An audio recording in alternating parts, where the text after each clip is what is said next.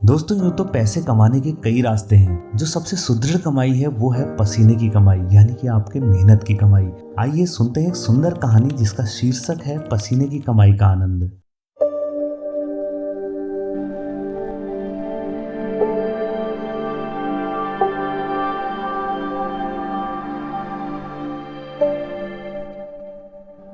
रैदास नाम के एक बड़े भगवत भक्त थे। वह काशी में रहते थे।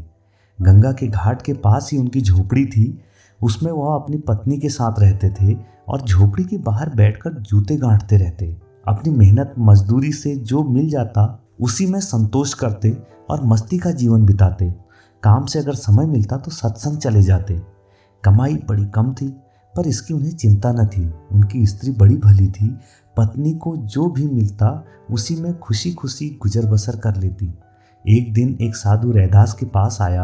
उनकी दीन दशा देखकर उसने अपनी झोली में से एक पत्थर निकाला। बोला, रैदास, लो, यह पारस पत्थर है, लोहे को सोना बना देता है। इतना कहकर साधु ने लोहे का टुकड़ा लिया और सोना बनाकर दिखा दिया। रैदास ने कहा, महाराज, आप अपनी इस नियामत को अपने पास ही रहने दीजिए, मुझे नहीं चाहिए। मैं किसी की दी हुई मदद नहीं लेता। अपनी मेहनत से जितना कमा लेता हूँ उसी में अपनी घर गृहस्थी चला लेता हूँ। साधु ने बड़ी ममता से कहा, रैदास, आदमी को अच्छी तरह से रहना चाहिए। देखो तो तुम्हारी कुटिया की क्या हालत हो रही है। रैदास बोले, स्वामी जी, हमें अपनी इस जिंदगी से बड़ा सुख संतोष है। पसीने की कमाई का अपना आनंद होता है और वही असली बात है।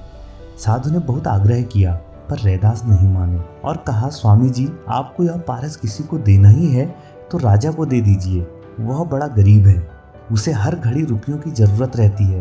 या फिर दीजिए गरीब मन वाले उस धनी को जो रात दिन पैसे के पीछे ही पड़ा रहता है। रैदास ने आगे और बात नहीं कही। वह जूते गांठने में लग गए। बेचारा साधु अपना सा मुंह लेकर चला गया।